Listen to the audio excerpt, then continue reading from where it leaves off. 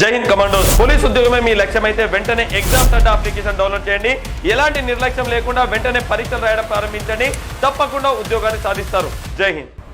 Next, match of the following bank and their tag lines. బ్యాంకులకు సంబంధించిన tag లైన్ను గుర్తించమన్నాడు. హెచ్డిఎఫ్సి, ఐసిఐసిఐ, తర్వాత Indian bank, PNB bank, federal bank, IDFC. మరి ఇక్కడ జనరల్గా మనం ఒక్కసారి పరిగణలోకి తీసుకుంటే మరి ఇక్కడ హెచ్డిఎఫ్సి అంటే దాని యొక్క ట్యాగ్ లైన్ ఏంది అన్నాడు. మరి ఇక్కడ మనం జనరల్గా పరిగణలోకి తీసుకుంటే ఐసిఐసిఐ యొక్క tag line, Indian bank tag line, PNB tag line, federal bank tag line అన్నాడు. మరి ఇక్కడ జనరల్గా మనం ఒక్కసారి చూస్తే PNB tag line BNB, Punjab national bank. అంటే ఇక్కడ నాలుగోది మనకు జనరల్గా ఒకసారి ఇక్కడ బి ఉంది. అంటే ఒకటి HDFC, HDFC you understand the world అన్నాడు ఇక్కడ. తర్వాత ఐసిఐసిఐ 2 సి అన్నాడు. ది నేమ్ యు కెన్, అంటే ఇక్కడ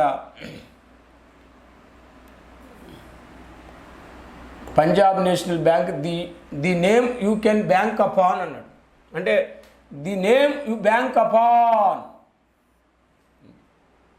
అంటే చూడు, అంటే నాలుగోది మనకు చూడండి నాలుగోది సి ఉంది. అంటే ఇక్కడ ఒకటి డి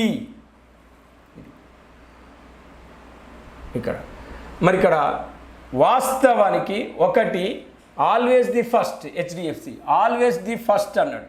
ఐసిఐసిఐ, మరి ఐసిఐసిఐ రెండోది మనం తీసుకుంటే యు పర్ఫెక్ట్ బ్యాంకింగ్ పార్ట్నర్ అన్నాడు. ఇండియన్ బ్యాంకు మూడోది తీసుకుంటే ఇక్కడ కయల్ కాప్కా అన్నాడు. పిఎన్బి తీసుకుంటే 4 సి, ఇక్కడ the name you can bank upon అన్నాడు. ఐదోది ఫెడరల్ బ్యాంక్ తీసుకుంటే do you understand the world అన్నాడు. మరి వాస్తవానికి ఆరోది ఐడిఎఫ్సి తీసుకుంటే యువర్ ఓన్ బ్యాంక్ ఆఫ్ అప్కా అన్నాడు. మరి ఇక్కడ యువర్ ఓన్ బ్యాంక్ ఆఫ్ అప్కా అన్నాడు. వాస్తవానికి మనం జనరల్గా ఒక్కసారి చూస్తే ఒకటోది హెచ్డిఎఫ్సి ఆల్వేస్ యూ ఫస్ట్ ఇది. రెండవది ఐసిఐసిఐ తీసుకుంటే రెండవది మనకు మేరుగా యువర్ పర్ఫెక్ట్ బ్యాంక్ పార్ట్నర్ అన్నాడు. మూడోది ఇండియన్ బ్యాంక్ తీసుకుంటే ఖయల్ అప్కా అన్నాడు. పిఎన్బి తీసుకుంటే ది నేమ్ బ్యాంక్ అపాన్ కా అన్నాడు. మరి ఇక్కడ 4 సి, ఇక్కడ 4వ సి. 5 మనం తీసుకుంటే do you can understand the world అన్నాడు. హెచ్డిఎఫ్సి తీసుకుంటే వాస్తవానికి ఎఫ్ యు ఓన్ అన్నాడు. కాబట్టి ఆన్సర్ మనం దీన్ని తీసుకోవాలి, సి అనే ఆన్సర్ తీసుకోవాలి. ఆన్సర్ సిని మనం పర్ఫెక్ట్గా తీసుకోవాలి. RBI project real GDP growth rate 2024. RBI 2024లో నిజమైన జీడిపి వృద్ధి రేటు అంచనా వేస్తుంది. ఆర్బీఐ ప్రకారం రియల్ జీడిపి గ్రోత్ రేట్ ఎంత అన్నాడు. 6.4, 8.6, 6.6, 7.5. ఇక్కడ ఆన్సర్ 6.6 అనేది కరెక్ట్ ఆన్సర్. 6.6 అనేది.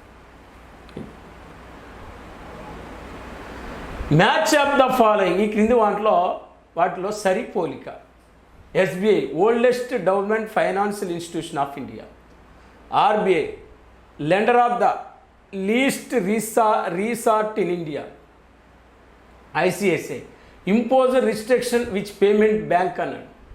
Paytm first export finance transaction, మరి ఆర్ఎక్స్ఐఎల్ ఐటీఎఫ్సి ప్లాట్ఫామ్ అన్నాడు. Yes bank issue of electronic bonds in India అన్నాడు. అంటే ఫస్ట్ ఈ అనేది ఉండాలి, కాబట్టి ఇక్కడ మీకు ఈజీగా ఆన్సర్ దొరుకుతుంది. ఫస్ట్ ఈ ఉంది, రెండవది బి ఉంది, మూడవది ఏ ఉంది, నాలుగవది సి ఉంది, ఐదవది డి ఉంది. కాబట్టి ఇది ఆన్సర్గా మనం తీసుకోవాలి. ఇక్కడ ఈజీగా దొరికిపోయింది. SBI issue of electronic bonds in India first. కాబట్టి దీంతో మీరు ఈ ఒక్కటి దొరికినా అన్ని ఆన్సర్లు మనం చేయొచ్చు. ఇక్కడ ఒకటి ఈ ఎక్కడ లేదు కాబట్టి. నెక్స్ట్ మనం పరిగణలోకి తీసుకుంటే which one of the following combination is not correct అన్నాడు. ఈ కింది కలయికలో ఏది సరికాదన్నాడు. Agriculture integrated command and control centre వద్ద న్యూఢిల్లీ, అంటే agriculture integrated command control centre at New Delhi. Reserve bank staff college situated చెన్నైలో ఉంది. National stock exchange at Delhi, national stock exchange ఢిల్లీలో ఉంది. నాబార్డ్ హెడ్ క్వార్టర్ ముంబైలో ఉంది. అంటే agriculture integrated command and control centre న్యూఢిల్లీలో ఉంది, ఇది కరెక్ట్ అండి. రిజర్వ్ బ్యాంక్ స్టాఫ్ కాలేజీ చెన్నైలో ఉంది, కరెక్ట్ అండి. నేషనల్ స్టాక్ ఎక్స్చేంజ్ ఇది ఢిల్లీలో ఉంది, ఇది రాంగ్ ఆన్సర్. నాబార్డు ముంబైలో ఉంది, ఇది కరెక్ట్ ఆన్సర్. ఇక్కడ నేషనల్ స్టాక్ ఎక్స్చేంజ్ అనేది ముంబైలో ఉంది, అక్కడ ఢిల్లీ ఉంది కాబట్టి అది కరెక్ట్గా లేదు, సరిగా లేదనే దాన్ని మనం ఆన్సర్గా పరిగణలోకి తీసుకోవాలి. Match of the following bank and their head quarters. Match of the following bank and their head quarters. ఈ క్రింది బ్యాంకులు మరి వాటి ప్రధాన కార్యాలయాలు సరిపోలిక. పంజాబ్ నేషనల్ బ్యాంక్ న్యూఢిల్లీలో ఉంది చూడండి. మరి ఐసిఐసిఐ బ్యాంక్ వడోదరలో ఉంది. బ్యాంక్ ఆఫ్ బరోడా గుజరాత్లో ఉంది చూడండి.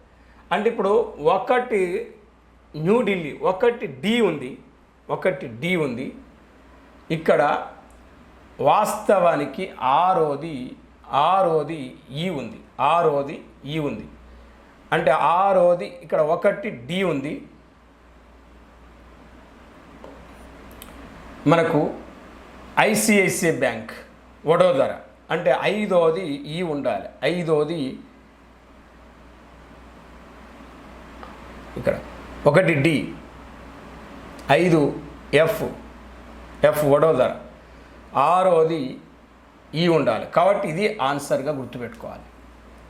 అంటే ఒకటి డి అంటే Punjab national bank D, 2 C అంటే కెనరా బ్యాంక్ బెంగళూరులో ఉంది, 3 ఏ అంటే ఇండియన్ ఓవర్సీస్ బ్యాంకు చెన్నైలో ఉంది, మరి 4 బి అంటే ఇక్కడ సిండికేట్ బ్యాంకు మణిపాల్లో ఉంది. మరి ఇక్కడ కరెక్ట్ జత పెట్టినాం చూడండి. బట్ హెడ్ క్వార్టర్స్ ఎక్కడ ఉన్నాయి, మనకు 1, 2 దొరికినా మిగతా ఆన్సర్ తెలియకపోయినా ఆన్సర్ చేయొచ్చు. అంటే వాస్తవానికి ఇది identify given below bank which is the not nationalised bank. ఈ క్రింద ఇవ్వబడిన బ్యాంకులను గుర్తించండి, ఇది జాతీయం చేయబడిన బ్యాంక్ కాదు. ఈ క్రింద ఇవ్వబడిన బ్యాంకులను గుర్తించండి, ఇది జాతీయం చేయబడిన బ్యాంక్ కాదన్నాడు. బ్యాంక్ ఆఫ్ ఇండియా జాతీయం చేయబడింది, పంజాబ్ సింధు బ్యాంక్ జాతీయం చేయబడింది, యూకో బ్యాంకు జాతీయం చేయబడింది, సిటీ యూనియన్ బ్యాంకు జాతీయం చేయలేదు. సిటీ యూనియన్ బ్యాంకు జాతీయం చేసేబడిన బ్యాంకులలో లేదు. Select the incorrect statement related to repo rate. Repo rate సంబంధించిన తప్పు స్టేట్మెంట్ని ఎంచుకోండి. వాణిజ్య బ్యాంకులకు రుణం ఇచ్చినప్పుడు దాన్ని రెపో రేట్ అంటారు, కరెక్టే.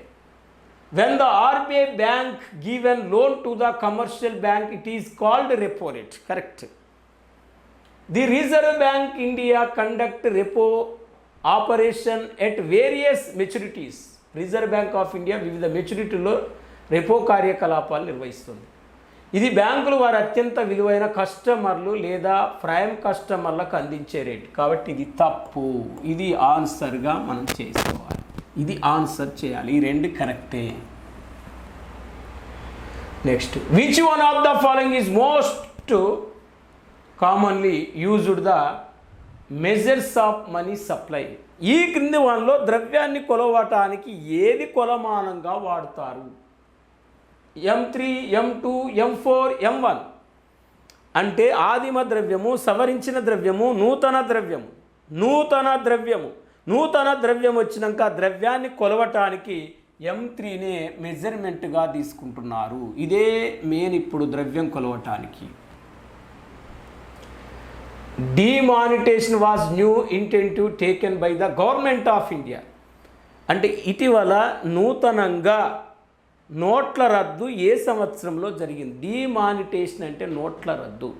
ఇటీవల అన్నాడు, అంటే డిమానిటేషన్ వాజ్ న్యూ అన్నాడు. New initiative taken by the government of India in. Demonetisation అనేది భారతదేశంలో ప్రభుత్వం చేపట్టిన కొత్త చొరవ, రీసెంట్గా చేపట్టిన చొరవ. అంటే 2017 కాదు, 2016 కాదు, 2017 కాదు, 2016 నవంబర్ 8వ తారీఖు నాడు డిమానిటేషన్ అనేది జరిగింది. 2016 నవంబర్ 8వ తారీఖు నాడు డిమానిటేషన్ అనేది జరిగింది. ఇది ఇటీవల జరిగింది.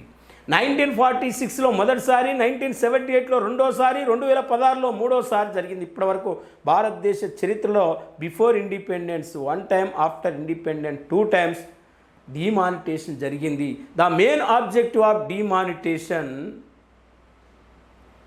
Control of black money, control of corruption. చూడండి, అవినీతిని అరికట్టాలి, బ్లాక్ మనీని అరికట్టే ఉద్దేశంతో డిమానిటేషన్ చేశారండి. మరి ఇది మనకు బ్యాంకింగ్ లెసన్ సంబంధించిన ప్రశ్నల గురించి పూర్తిగా మనం తెలుసుకోవటం జరిగింది. మరొక కొత్త టాపిక్తో మళ్ళీ మనం కలుసుకుందాం. Thank you.